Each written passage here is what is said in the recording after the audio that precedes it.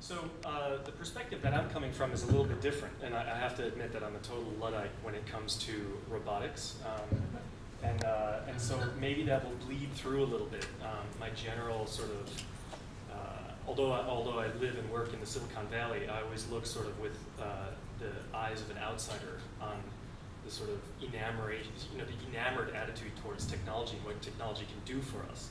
And a lot of times when we'll talk to colleagues, we'll say, I do human rights 1.0, which is kind of the analog approach to it. So the perspective that I'm going to bring is really one that came out of field research that I and some colleagues and some students that we work with did in Pakistan, in specifically looking at working with victims and family members of those who were either killed or injured by drones.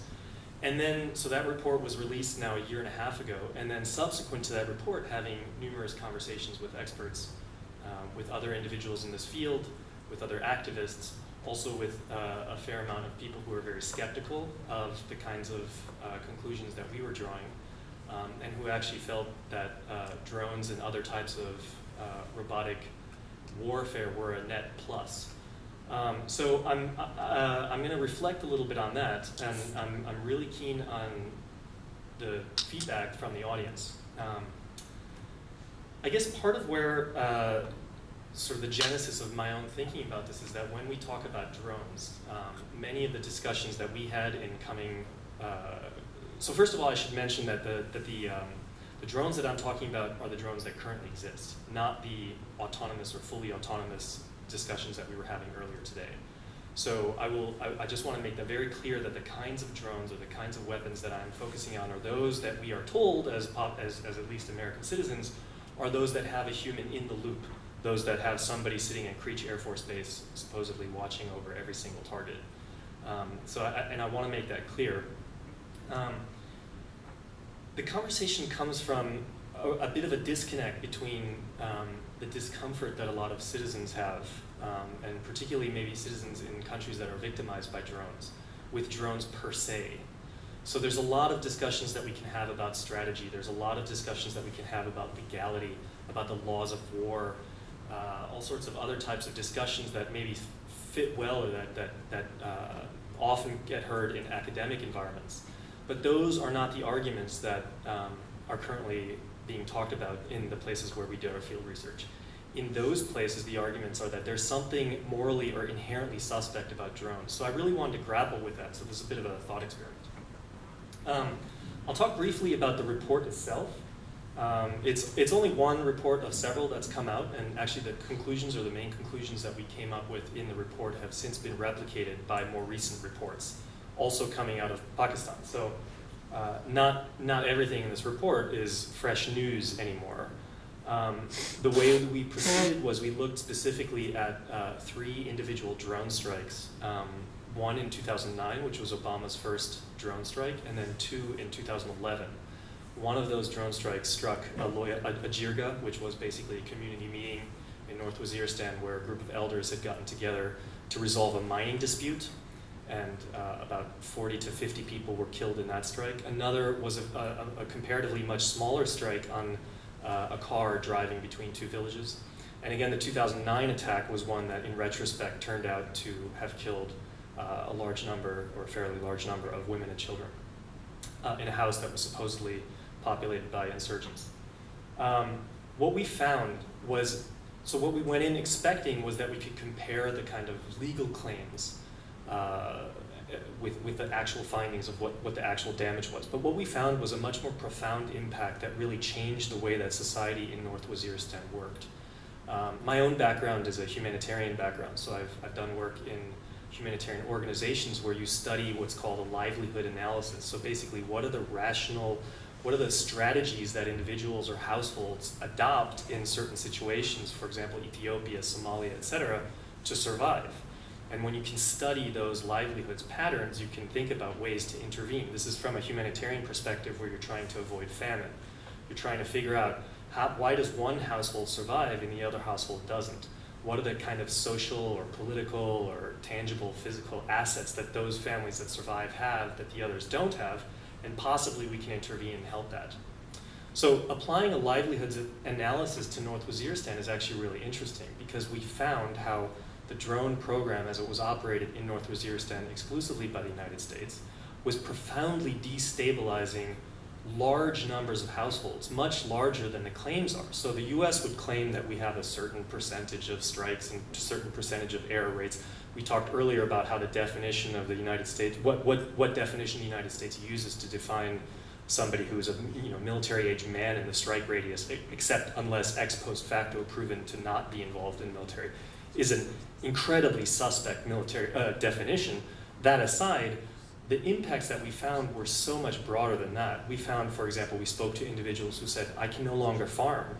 I can't farm in my field anymore because I worry if I go out into my field, I might be identified as somebody who's a person of suspect. And I don't know the algorithm that's being used by drones to identify so-called signature strike targets. We found that individuals were no longer willing to go to market, not to sell things, but to go to market, to buy things in the market. So if you think about the kinds of vulnerability that it introduces into an already very tenuous or already very vulnerable society, it was profound. We talked with a number of medical experts who confirmed for us that the incidence of PTSD was widespread and universal in places like North Waziristan, where they could identify within seconds in a hospital if somebody was coming from North Waziristan, because the symptoms that they brought with them were so reminiscent of PTSD. And of course the injuries, a lot of development experts will talk about the kind of need to provide basic rights like right to education, access to healthcare, etc. All of those factors were profoundly destabilized in North Waziristan. And mind you, I would not make the claim that all problems in North Waziristan had to do with drones. There are a lot of problems in North Waziristan. But the focus of our report was on a program that is exclusively under the control of the United States government. So that is something that you can look at as a discrete unit of analysis. So a couple of things. First of all, we did a legal analysis. And as we described earlier today, there are sort of two separate buckets that you can look at. The first is jus ad bellum. So is a decision to actually engage in armed conflict, is that a legal decision or not? That's oftentimes a discussion that's overlooked when it comes to drone strikes. And I'll talk about this a little bit later, but there are really actually quite narrow instances where you can use armed force against another sovereign nation. And in the US, we oftentimes tend to focus on that second conversation, including some of the presentations that we had today about, is an individual strike legal or not? And is an individual strike proportionate? Is an individual strike able to distinguish? That's only half of the conversation. So I'll talk about that later again. The other question that we looked at, or sort of set of findings that we came up with, was more of a strategic one. Many people described to us the profoundly destabilizing impact of the drone program in terms of the United States' reputation, both regionally and globally. And for example, many people described to us how the image of a drone had replaced the image of Abu Ghraib as the primary recruiting tool for those who wish to recruit people in opposition, in military opposition to the United States. A lot of times this is called blowback, but people described it to us in a very personal terminology in terms of, listen, friend, what would you do if this drone strike happened to your family? How would you react? And really that's kind of that's really maybe the genesis of this conversation, is people describe to us a situation of being at war, being currently in a situation where war is being waged on them. And they asked us, well, how would you respond if war is being waged on you? And what's really interesting is most Americans currently still do not think that we are currently engaging in war in places like Pakistan, Yemen, Somalia, other places. And finally, the humanitarian livelihoods analysis, which I described earlier. So the question really is, what's the difference between these two pictures? Is the drone really a value neutral, or sort of it's just a delivery vehicle, no different from the Apache helicopter? It's just as the German defense minister de Maizière said, it's just the next edition of an airplane. There's no difference. It's a value neutral thing. So what we really should be looking at is the way that the drone is being used, or maybe the impact of the drone, not the drone itself. What I want to argue, in perhaps a little bit of a provocative sense, is no, we should look at the drone itself. as a unit of analysis. And so here's really the question.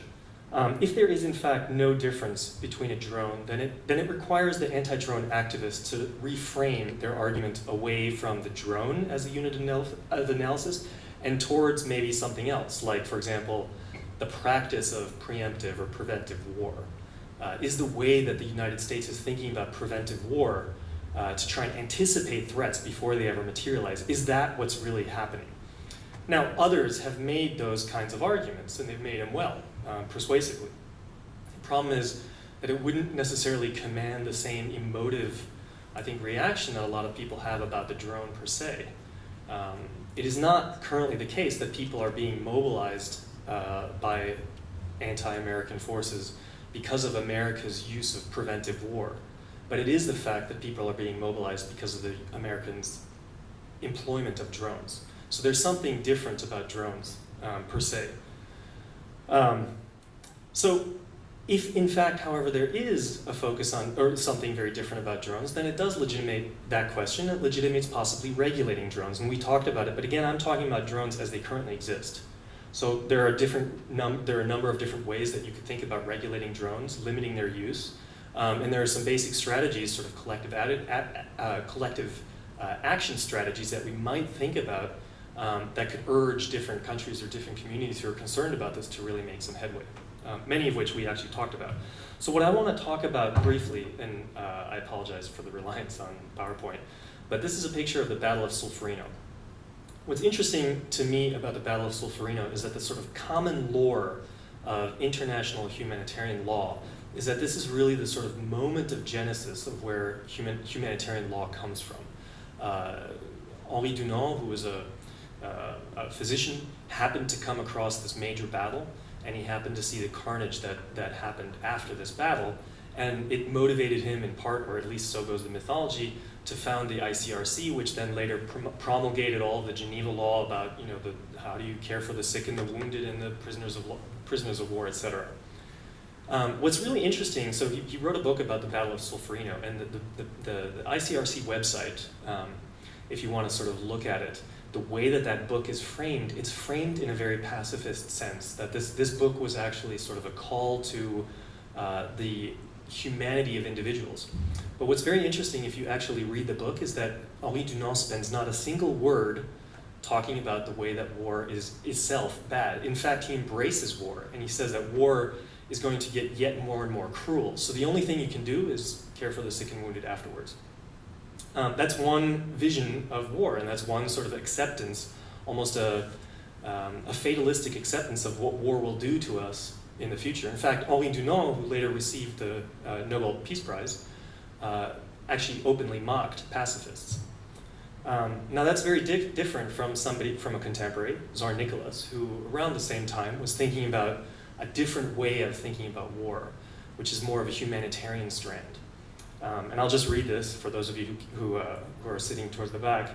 The economic crisis he was articulating in the late 19th century, due in great part to the system of armaments à l'outrance, to an excess, is transforming the armed peace of our days into a crushing burden.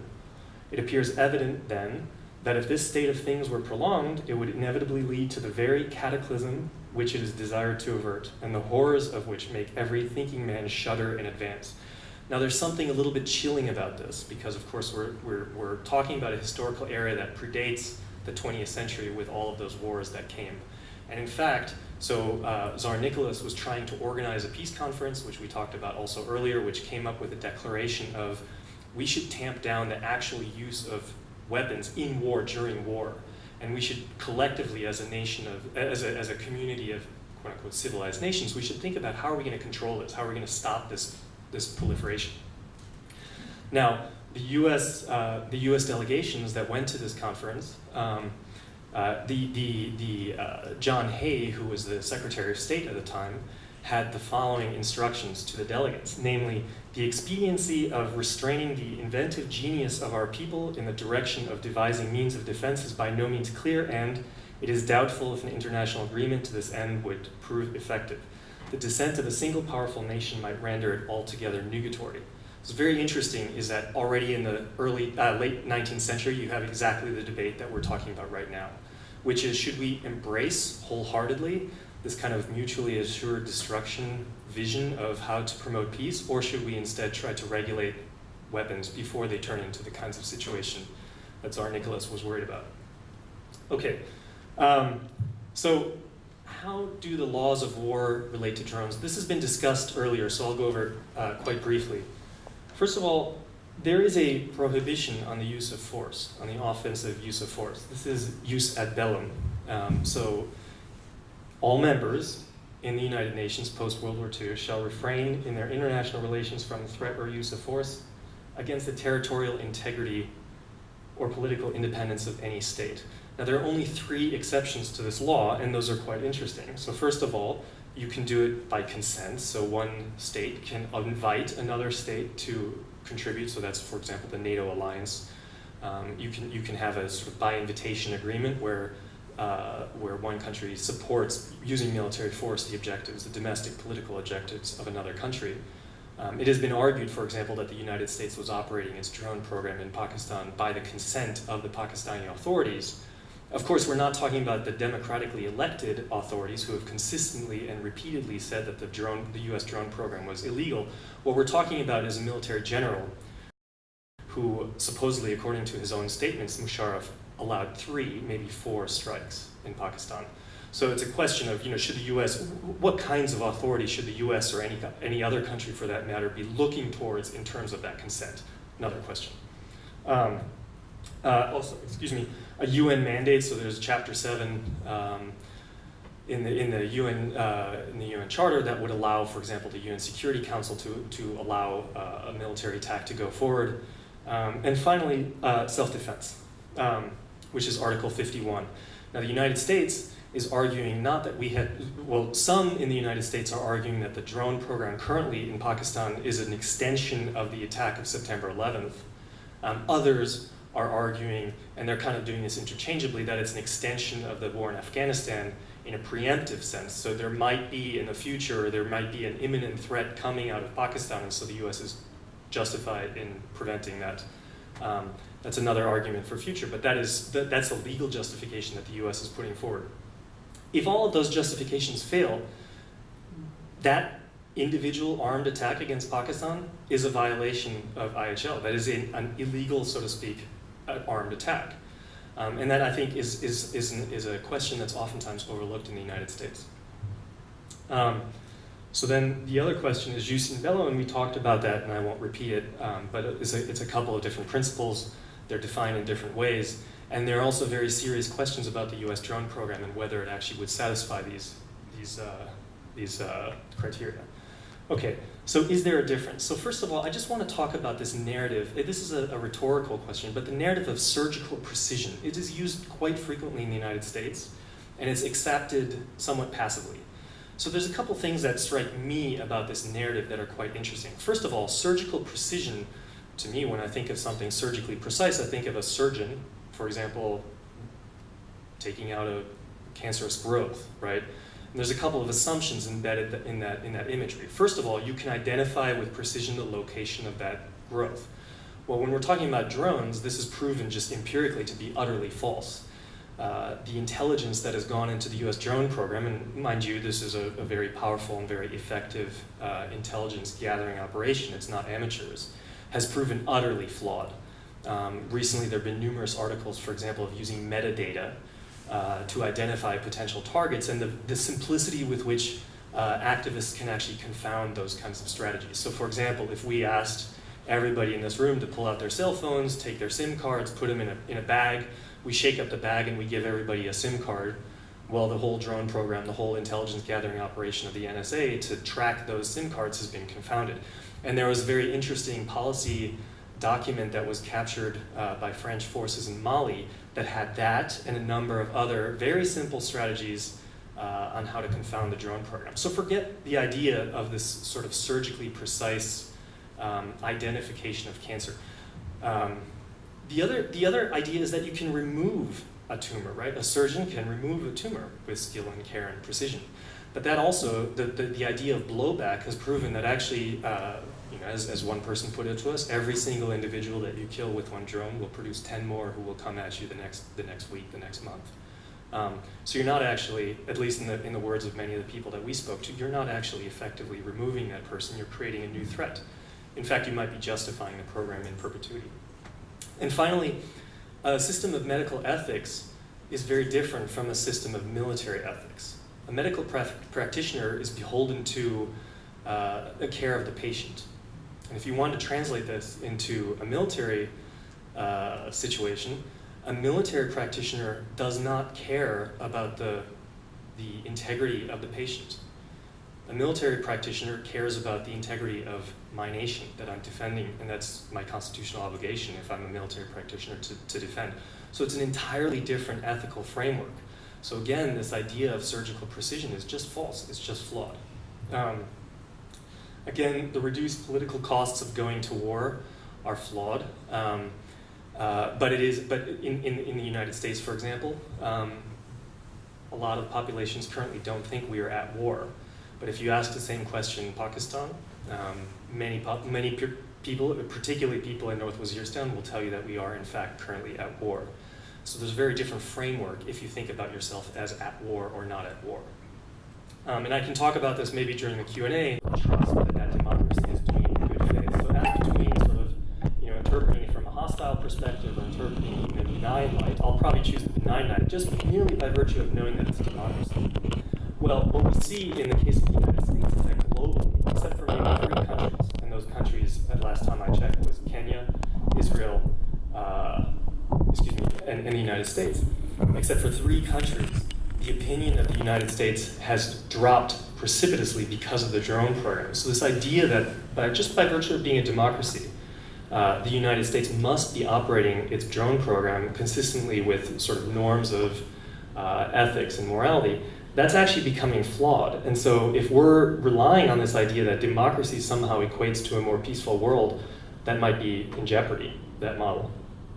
And finally, this idea, and we talked about this before, that warfare via a video monitor, which is sort of a jus in bello safeguard, is the idea that, well, there's some kind of a distancing effect that happens by virtue the further you get away from drone technology, from the actual carnage of war.